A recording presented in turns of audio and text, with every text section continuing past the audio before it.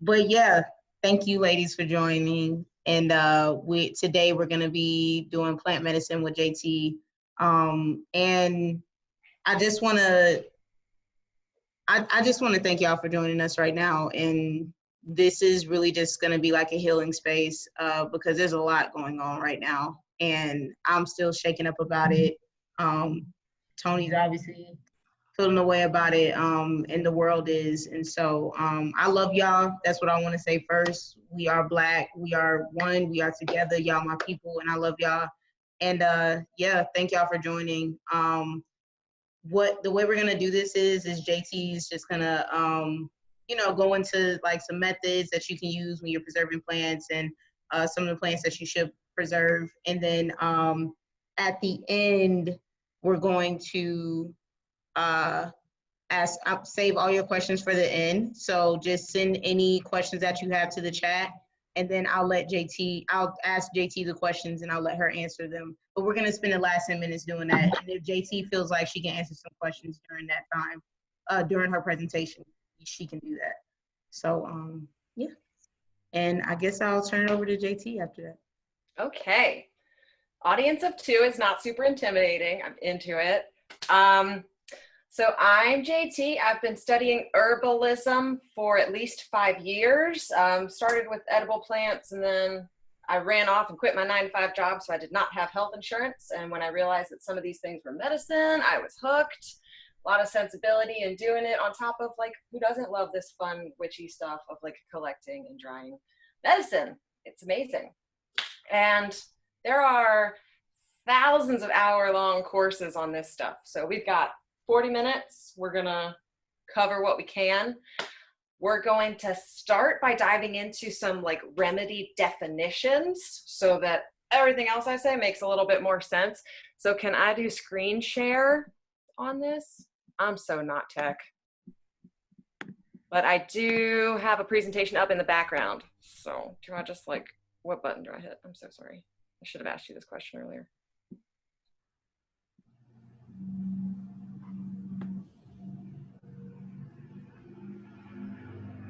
Is there a way to share my screen?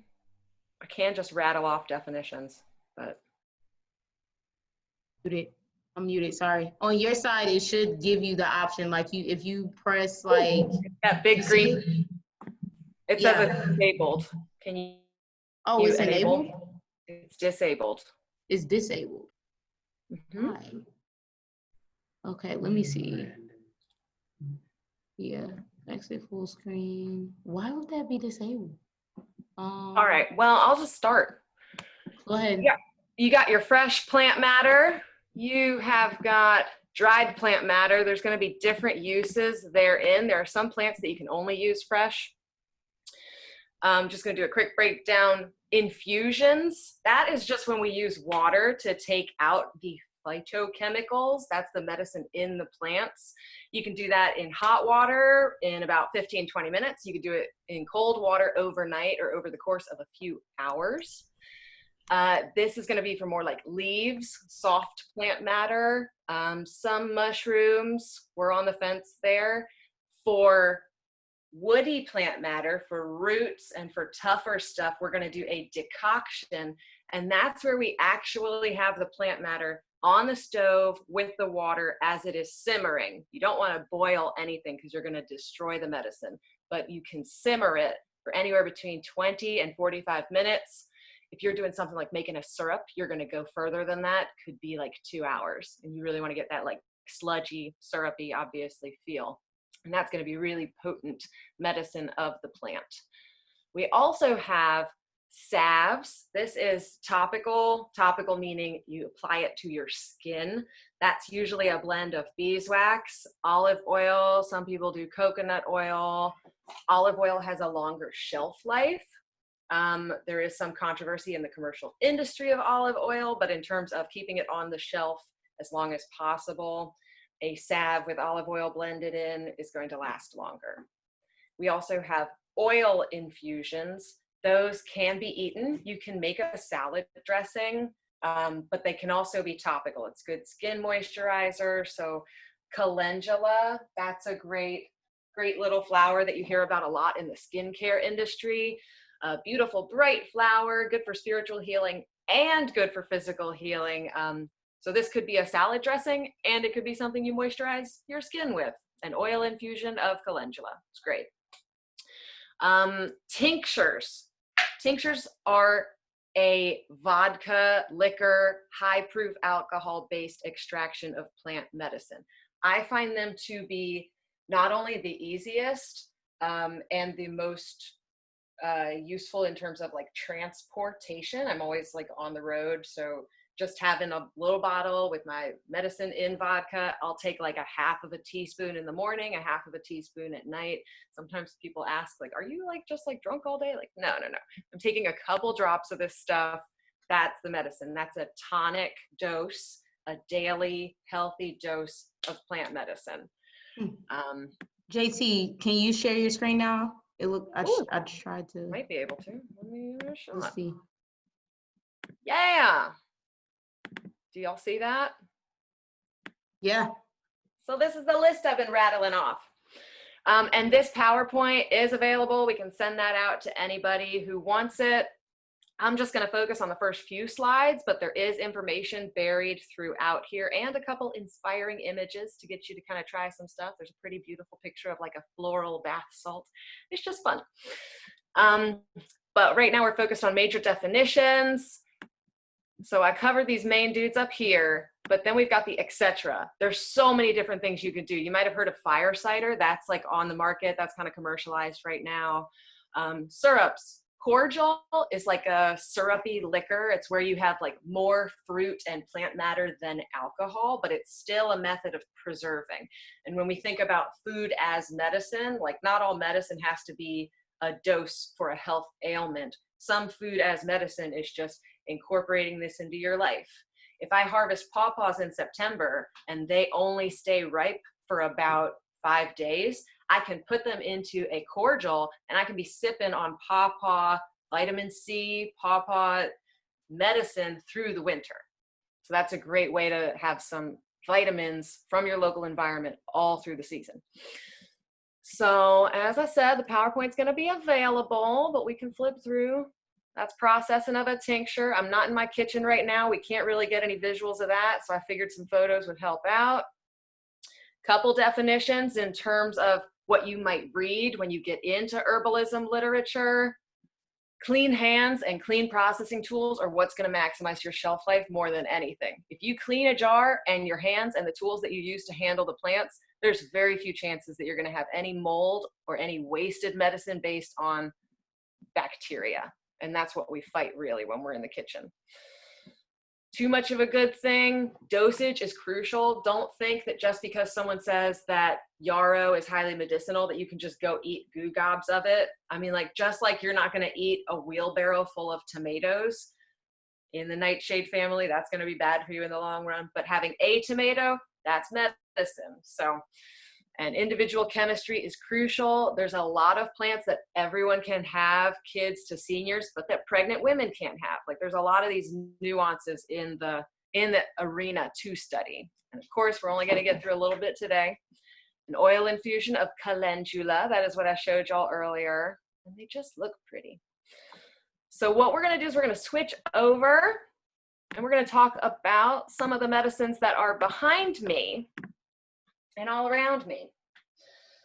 There's some basic tips to know. This is a tincture. As I mentioned, like a tincture is high proof alcohol, right? So this is, as you can see by my label, I label this pretty thoroughly. I know if the plant matter I used was fresh or dried. I know what kind of alcohol I used. I know the proof of the alcohol. One thing that I did wrong, I wanted this to just look pretty. I used a cool jar with a cork top. Cork tops can hold mold. So this is a liability. It looks nice, but I have to be checking it and make sure that usually I would shake a tincture every couple days to help move along the extraction of those phytochemicals. This I do not shake because the more I get liquid matter and plant matter into this cork, the higher my chances are of mold. This is a tincture of mushrooms. This is a lesson I just learned 2 weeks ago after studying this stuff for about 5 years. Some mushrooms float. So usually I would only pour enough vodka so that I could still see the top of my potion, if you will. I can check for mold that way. But if my mushroom's floating and exposed to air, that's conditions for mold and bacteria. So what I did instead was I filled it all the way to the brim, about as high as I possibly could, because that's what's going to prevent any chance of bacteria, is just not even letting air be in there. So that's one little tip, and I'm still picking up on stuff even after 5 years. So we have a lot of different directions we could talk about. Is anyone on this call more interested in what tools to invest in, or do you want to hear more about the many options you have for stratifying your plant matter? I kind of want to hear, like, if I'm getting like a starter kit, what would I need to get so that I have everything, and then, you know, what are some more of the ways I can preserve those plants? But yeah. Starter kit right here. My family makes fun of me for how many funnels I own. I own so many different kinds for different volumes and for different like extractions. This one's for canning, this one's for that. Metal is always better, especially if something's having heat applied to it, but make sure that you're getting 304 or 316. You want food grade stainless steel. Metal is metal, but some metal is heavy metals in your body, and that's what we avoid. This is also food grade stainless steel. This is amazing for when I'm processing out a tincture. I'll put this over a bowl, and if I wanted to just not care, I mean, I could have little flecks of plant matter floating in my tincture. Bed sheets, they are thicker than cheesecloth. They're tightly woven. This is a way, if you're trying to become like a commercial herbalist and you want your product to look just perfect, you can make sure you don't have a single little bit of plant matter on there. And I would just hang it over the bowl. And then once all my plant matter's in here, I can take this. This will be full of plant matter, and I can squeeze and squeeze and get every little drop out. I mean, vodka costs money. Like, why would we waste any of this plant matter? I've had whole other, 2-ounce bottles come out of just making sure I really am squeezing. And then some people have whole rigs, like just like you would have an apple cider press, they have tincture presses, or like a hash press. Like, it's crazy industrial stuff. A lot of folks use electric coffee grinders to process large amounts of plant matter instead of like grinding away at a mortar and pestle and kind of giving yourself like rheumatism. Just put it in here and you push the button. We're in an era of like weird family heirlooms. Like, I would not have purchased this, but we had it when I was a little kid, and now it's mine. I prefer a mortar and pestle. I personally am planning for a fossil fuel free future, so a lot of my tips will be geared that way. What you're gonna need a lot of are like little pokers, and like, so you don't want to touch the plant matter, right? You want to use a clean utensil. If you're trying to get everything in a jar or whatnot, chopsticks are amazing. And they're great because I've got my sharp end and I've got my bigger tamping end, which can still fit in my little funnels. So if stuff gets backed up there, I don't have to just keep hammering away. More funnels. Oh my God, all my measuring tools. More tiny pokers. This is like a martini set, estate sales, thrift shops. I find so many of my tools there. Graduated cylinder. If we remember this from like a chem class, so great. Now you've got your folk herbalists and you've got your scientific herbalists. So some people are like, it must be a 1-to-5 ratio. That's our science camp. And then we've got the backwoods witch who's just kind of like, that looks about right. But regardless, I do find this useful, even though I'm more of an approximator.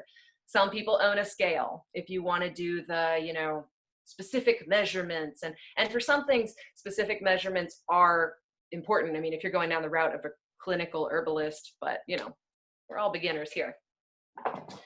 This is another graduated cylinder. I just love them so much. And one thing that you cannot collect enough of, cheesecloth. I love my cheesecloth, all my rags. This is great. And this one's big enough that I can actually tie it around my waist twice, and I make a little pouch. And then when I'm out in the woods, I can harvest something like nettle that's gonna like bite me, and I don't have to actually touch it, because I can just throw it in the little pouch. I don't have to like handle it as much. So it's also like stacking functions like we see in permaculture, like this is a filterer, it's also an apron. Just thinking about it. I avoid plastic at all costs. And one thing about your tools, wood, I love it, but it holds on to bacteria a lot. So like I have one wood cutting board that I do not use oil, dairy, anything that could like stick around and cause an issue for my plants. So I call them vegan cutting boards. You have to distinguish, which is tough when you live with other people, but you have to like make it clear, like this is plant matter only, stuff like that. Same with this coffee grinder. If I grind both coffee and herbs in it, my herbs are going to taste like coffee and my coffee is going to taste like herbs. So you need one for each if you're going to go down that route. That is about it for tools, although I cannot say enough about having a real good jar collection. I mean, it's huge. And one of my big coronavirus splurges, I got my first 5-gallon jar and I'm stoked about it. That is more for meads and kombucha. But again, a well-made mead is not alcohol, it's medicine. If we fill a mead with honey and berries and juniper, I mean, that's antioxidants, that's vitamin C. It's how we use some of these things that's the difference between medicine or party fodder, if you will. I'm going to shift gears, unless we have a question. We can take a question about tools. All right. So harvesting various things. Everything kind of has its own, you pick up on the nuances. It's a little bit like algebra after a while. So mushrooms. There are some mushrooms that are so tiny and cork-like that they do not need to be cut. Then there's reishi mushroom, which I just harvested a lot of. As you saw, I have a big tincture of it. And now this, it's not its original form, but I've chopped it. So as it dries out, there's not water caught in this very large at first mushroom. And that's it. Ooh, I can just put a little bit in my tea. It's great for dosing it out. If I had dried it as one whole big mushroom, I would not be able to break this up into, just one cup of tea or one, if I could philosophically sell plants and medicine, breaking it up into the amounts that the buyer was requesting is a whole lot easier. This is dandelion, again, like chopped up nice and fine, made so that I can just dose it out however I want. One thing to look out for, and then see, some mushrooms don't float in tinctures. I just make these pretty little bottles because why not? When you're harvesting something like flowers or leaves, sometimes people don't know if they've done it right. What you need is airflow. You need air to be able to get to your plants. Color keeping, like if a leaf stays green after all the moisture has escaped it, you've done it right. Keep it out of the sun. Keep them in a cool place. The hardest part about traveling on the road is that my car gets really hot. So keeping medicine in there is really painful. So now I have this that I can easily take out of the car. This is my like wandering apothecary. So it's great to dry medicine on the dashboard of your car on a nice warm day because your car kind of turns into like a little oven. As long as it's not too hot, you're not going to destroy those phytochemicals. You have a fast drying action. And sometimes that sun is beneficial, like mushrooms. When sunlight hits a drying mushroom, it releases vitamin D. So we're increasing the amount of medicine that we have or that we will get out of that mushroom. So not always something to avoid. It's a game about being conscious. So thinking like, okay, that mushroom's been in the sun for 2 days. I'd say that's good. Like, yeah. For tinctures, chopping up your plant matter is really important. Sometimes I'm on the road and I just don't have a clean space to chop. But that means that I have got leaves in here. So this is beautiful, right? It's whole leaf. It's gorgeous. It's lovely to look at. But that means I've got leaves poking up out of my vodka menstruum. The menstruum is the base that I put into the vodka, or that I put the plant matter into. And so they're exposed to air, more chances of mold. No matter how clean your hands are, how clean your jar is, that air is, it's got spores in it. That's what air does. There's chance. Love it.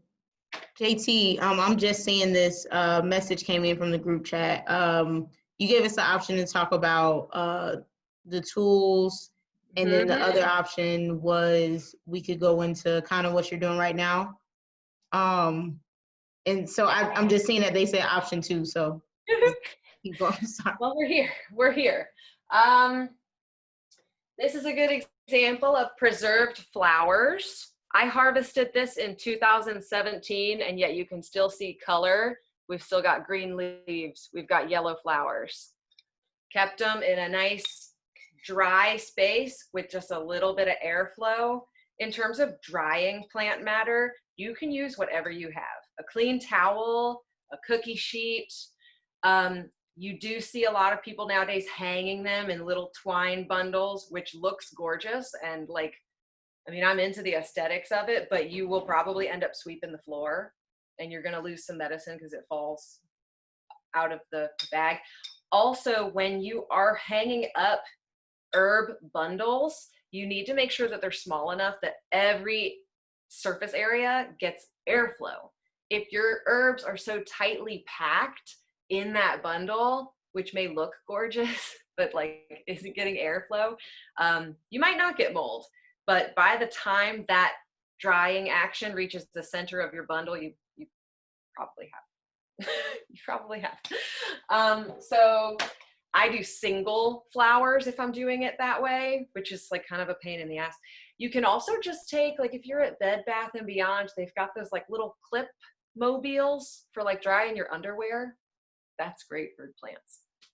And it's, so I guess we're overlapping our tool in our other conversations. This is an herb salt too. So we know that they preserved salt back in the old days. Like they preserved meat back in the old days by covering it in salt. So this is a blend of rosemary, garlic, and thyme. Hugely medicinal. Rosemary, antiviral, garlic, antiviral, antimicrobial, anti-inflammatory. I mean, a lot of this is like great to just put in a soup you're making if you have the flu. And once I would blend it all together, I would have to use an electric device to make this work. So you would just puree up all of your herbs and then slowly pour in kosher salt. It has to be kosher salt. If it is fine grained salt, it turns more into a paste, and that would need to be stored in the freezer, which is not the name of the game, right? We want something that can sit on our shelves and be free from any power outages. So lay it out, like spread it on a cookie sheet to dry. This one, you obviously need a cookie sheet because a towel is going to, like your herbs will just stick onto the towel, and you'll also be pulling off some towel fibers. So for something super wet, you don't want to use cloth to help dry it because you do not want to ingest, right, like cotton fibers. That's just not necessary. JT? Yes. JT. Hi, this is Natrafia. And I was wondering, whenever you blend up the herbs to make that salt, I guess you have to dry them out first before you put them in the blender, or can you do fresh? If anything, fresh is better because you want them to be a little sticky so they stick onto the salt. Gotcha. That salt also melds a little bit into the herb, and then you have that preservation mechanism acting as well. So, I mean, like if you had dry herbs, awesome. I mean, you could blend it with salt just to have a pre-blended spice mix, but part of the preservation method herein is that we are combining the fresh herb with the salt. Awesome, thank you. Yeah. And y'all, I know I'm skipping all over the place. I mean, I could talk, this is a little intimidating. We can go in so many directions. Oh. No, so I have a question actually too. So if I'm out just hiking and I see some, like, I saw some beautiful red clover yesterday, and on my way to the car, it was like this, right? And so I immediately was like, okay, well, we can just put it outside with the other plants to liven up, and then we'll dry it out and try to do it that way. But even taking it just as this, and trying to dry it out. I mean, when it's already kind of looking dead-ish, Right. like what would you recommend for that? So are you saying like, how would you lay it out to dry? At this point, at this stage of it, because like I said, when I got it, she was perked up, and then we get to the car and she's just like, well, so we're losing moisture, right? Once we pluck the exactly. plant out of the ground, we're starting to lose moisture. So what's more important is keeping the color, because your plant is going to shrivel. That is what drying is. Like, we would shrivel up too if we stopped drinking water. So you could lay it on a cookie sheet. You could hang it upside down. Is it still a pink top? That's a good question. Okay, yeah. You got light behind you, so I can't see too well. But yeah, I mean, I think it looks fine. It looks great. So cookie sheet. Sometimes if you've got like a flower head that you're not going to break apart, and you really do not need to like finely chop flower heads at all, you might just flip it every couple days. If it's on a flat surface, flip it.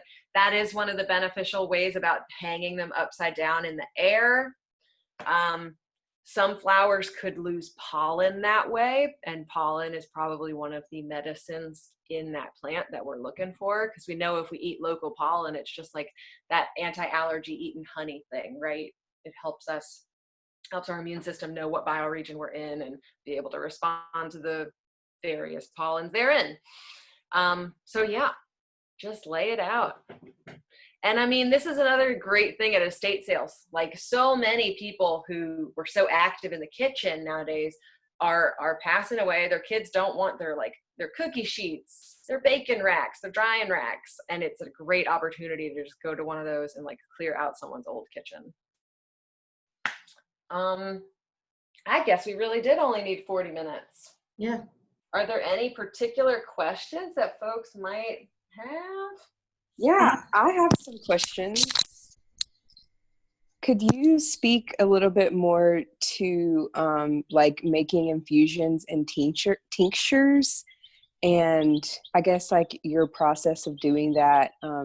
Because I feel like a lot of people show a practice that's like for retail, and I guess like how would it be just for the average person who wants to intake it themselves? Right. And also just like the way you clean your supplies, if you did want to give it away to a friend or something like that, like I guess kind of that kind of thing. Absolutely. Yeah. There are some tinctures that I'm like, oh, that could be dirty. That's for me. Like, I did not clean my hands first. This one's mine.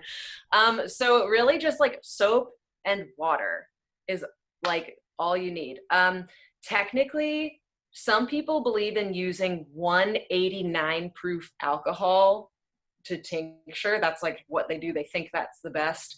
And that essentially means you're using 99% alcohol.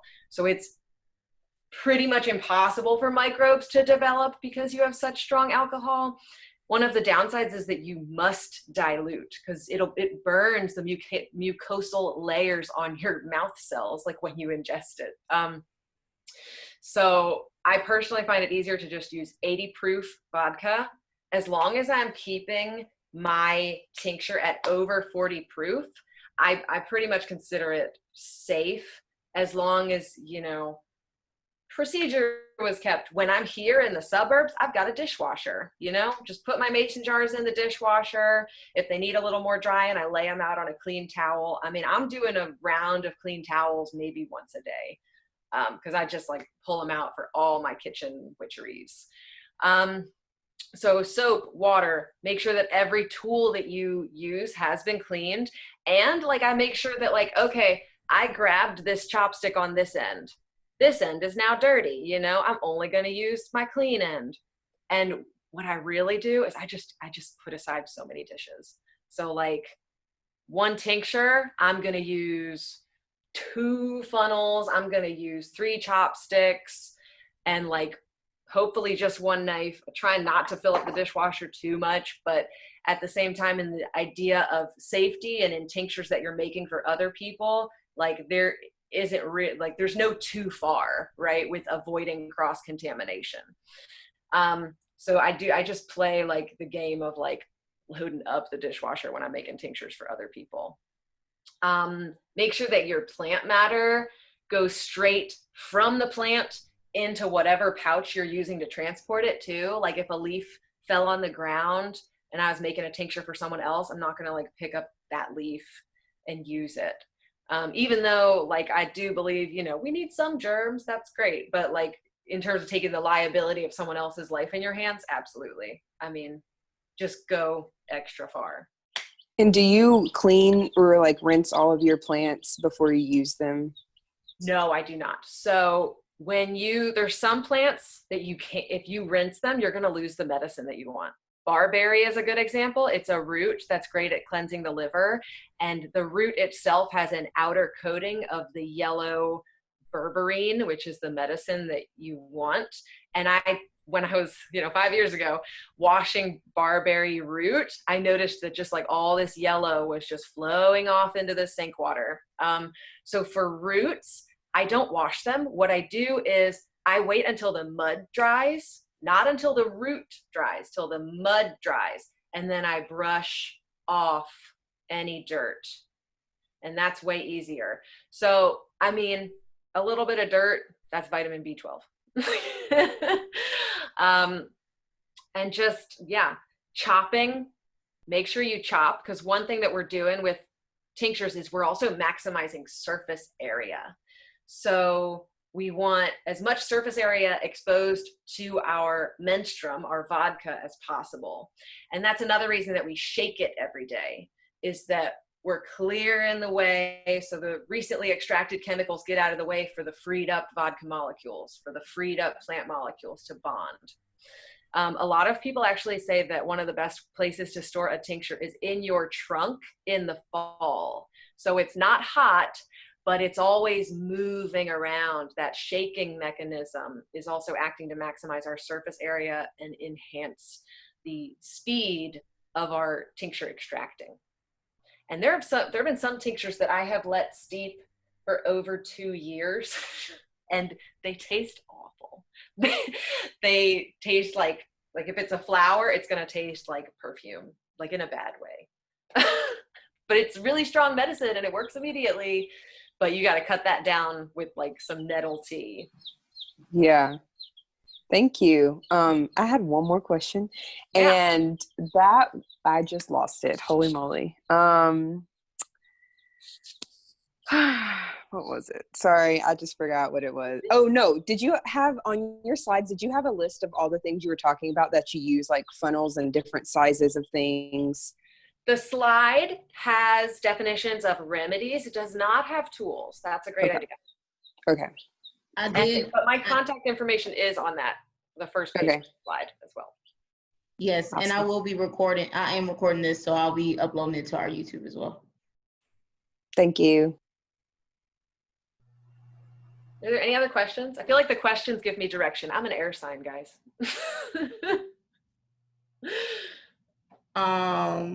Nat, and not you, girl. Nat, you unmuted yourself. Did you have a question? I did. I recently did an infusion with arnica, and I did it yesterday actually. And then today, I feel like it needs more olive oil in it. Is it wrong to open it and take some of the arnica out and put more olive oil in it? Or is it do I just have to keep it sealed for the whole 30 days and shake it every day? So you're doing an oil infusion? Yes. So folk method would say there's nothing wrong with that. Scientific method would say don't touch it. But so what's your problem is that your ratio is low, the ratio of plant matter is low, or the ratio? Right, I feel like I have more, I feel like it's all the way to the top of the jar, but I feel like it should probably be less flower matter and more olive oil.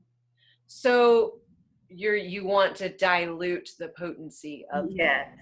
Okay. Well, I'm afraid that some part of the plant matter at the top is exposed to air. Oh, well, in that case, you could just top it off. So I assume you're using like a ball jar, right? Yes. So just top it like, I wish I had one on me. So I wouldn't remove any plant matter. I don't think it's necessary to remove plant matter. What you might do is spill over a little bit of olive oil, right? So fill it to the absolute brim with olive oil, and then you know that when you press down the lid part, not the twisted part of that jar, that some olive oil is just going to spill over. Okay. And then take a clean cloth and just wipe the rim as much as you can of the oil. Okay. And that'll fix your air problem too, because you're not giving that air any place to be. Gotcha. Thank you. Mm-hmm. JT, other than olive oil, what would be another base you would recommend as far as like a oil, if I want to do an oil infusion?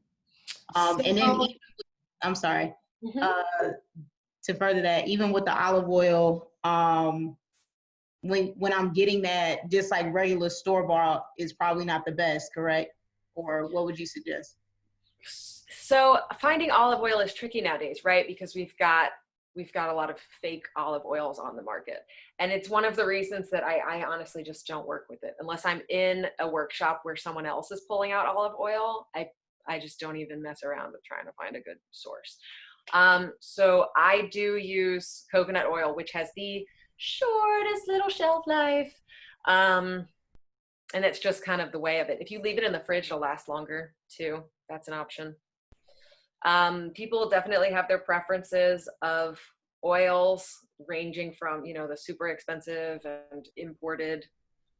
I mean, I just kind of go with what I can find at Hopi & Co., right? Discount grocery store. But yeah, keeping it in the fridge, that's what's going to extend your shot with it. And even olive oil, it's only going to last for like 6 months. So that's another reason, so our different menstruums hold different phytochemicals as well. So oil's only going to hold like chemicals that attach to fat. Alcohol is only going to hold chemicals that attach to alcohol. And that's why we have a lot of people blending these things, or we have clinical herbalists telling us exactly which menstruum to use for our specific ailment. There's an awesome little thing called a double extraction, where you would take the plant matter. So I'm going to double extract this. So right now it's in vodka. In a couple weeks, I'm going to strain out the vodka. I'm going to squeeze as much as I can out of it. And then I'm going to put it in water, and I'm going to decoct it down into a real thick syrup.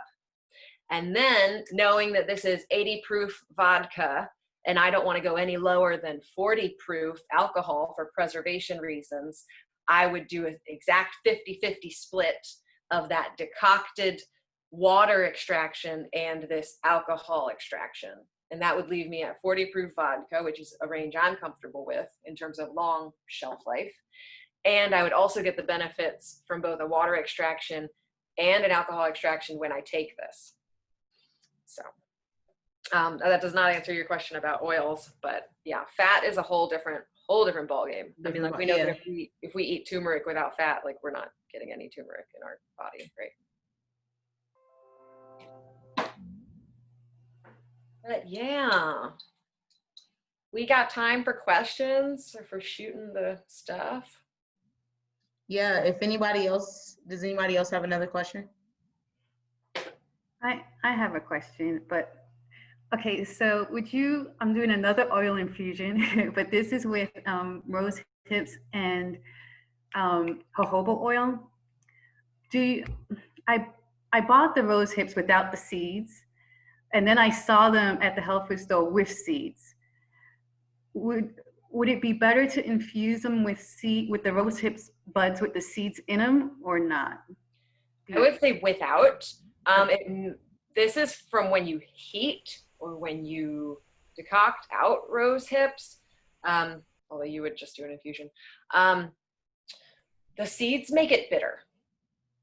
Long story short, the seeds are going to make it bitter. Okay.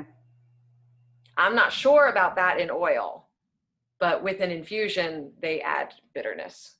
Okay, gotcha. Thank you. Because you're doing yours like long run. You don't heat up the oil. No. It a couple weeks. No. I mean, you might not have an issue. I'm still learning. I have not come across that. Okay. Thank you. but I would prefer to do it without, just because, I mean, the seeds there's no real benefit. Benefit. Yeah. Right. Okay. Thank you. Mm-hmm.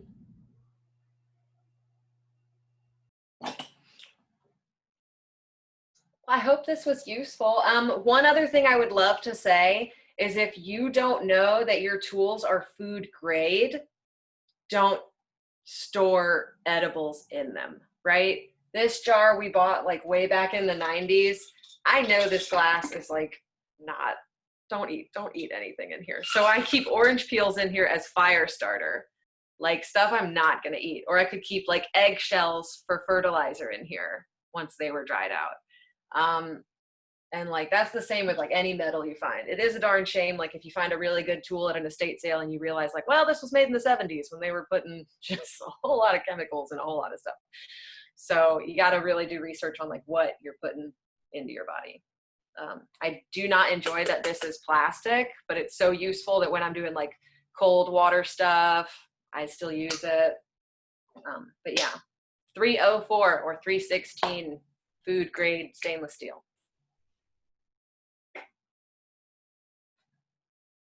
JT, I just want to say thank you so much. This has been so helpful and so informative for real. Especially with like, I'm just realizing now how many flowers I bring in and I'm just like, oh, they're dried, they're dead. Like I'm just gonna toss them out. And now I know that I can use them for so much more. And not toss them out immediately. I can just start reusing them. And yeah, I just want to go ahead and say what you. And on that note, I do just want to say, like, be careful where you're harvesting. Yeah. So think about how the land was used in the past couple decades. Think about how close you are to a major road. I know that's super tough in cities to deal with. And if you're buying flowers or you're using commercial flowers, like it never hurts to do research into not only the ethics of the company, but you know what's getting sprayed, where it's coming from. So research not only into the properties of the plants, but where they're coming from is crucial. Yeah, for sure. Mm-hmm. So like I said, thank you. If anybody else wants to add anything else before we head out, we finished up a little bit earlier, but this was great. I learned a lot, and we plan to have a series coming up soon. To where we can actually like start making tinctures together online, you know, on a meetup, and you know, maybe do some oil infused things. Yes. Yeah, so we're a little loosey-goosey today, but we can hone in on specific aspects for sure. And we shall. Just a matter of scheduling. Thanks. And send me if you feel like, you know, hey, this week I want to do oil infused, or I'm working on this. Can we possibly talk about that? You can send that to me on Blacktooearth on Instagram or Facebook, or JT, SunCloud Kid, or SunCloud Caravan. And she's also on Instagram. And like I said, we recorded all of this, so all this information will be up on our YouTube channel. And yeah, just thank y'all for showing up and listening and just taking in this information, because I feel like it's good for everybody right now, especially with COVID still going on. You know, we need to still try to keep ourselves healthy. And with the state of the world right now, we got to stay in a positive mind state. So yeah, if y'all have anything else to add before we close out, go ahead. Nat, I see you. I just also wanted to like double down on the thank yous. I'm here at work right now, so I'm just watching this during my lunch break. But yeah, it was really great to see all of you, and I'm really glad Tamaria joined too. So it was good seeing her. So love y'all. Love y'all. Thanks, y'all. Thank you so much. Really appreciate it. All right, you guys have a great day. Thank y'all for tuning in. Thank you.